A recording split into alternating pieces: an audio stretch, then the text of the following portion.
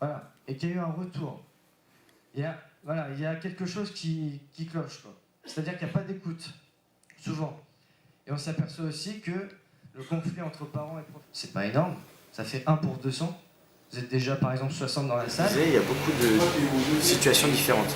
Déjà, ça commence souvent avec des bizutage, des violences verbales, des insultes, des moqueries, des brimades. C'est comme ça que ça a commencé pour moi, dès la 6e. Ensuite, ça peut aller jusqu'au coup. Si on décide de rester en silence, si on ne veut pas parler, c'est toujours cette loi du silence qui est omniprésente, malheureusement. Et notre but, c'est de l'éradiquer, de sortir du silence les jeunes. Et en montrant ce genre de couple, justement, on arrive à leur faire ressentir, ne serait-ce que quelques secondes, ce qu'une victime peut ressentir au quotidien pendant parfois plusieurs années. Malheureusement, on a bloqué parce que j'avais la honte, j'avais peur, j'avais des angoisses parce que j'avais peur des représailles. Et à cette époque-là, déjà, il y a une dizaine d'années, on disait qu'un garçon devait savoir se battre, qu'il fallait répliquer si on était attaqué, qu'un garçon qui ne répliquait pas, qui avait peur, c'était une mauviette.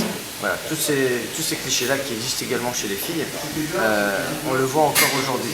Et donc du coup, on dit souvent que le contact, c'est l'appréciation des différences.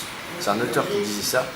Et justement, je l'ai mis dans mon premier roman pour bien symboliser le fait que l'acceptation d'autrui, c'est quelque chose qui s'apprend. Encore une fois, l'éducation.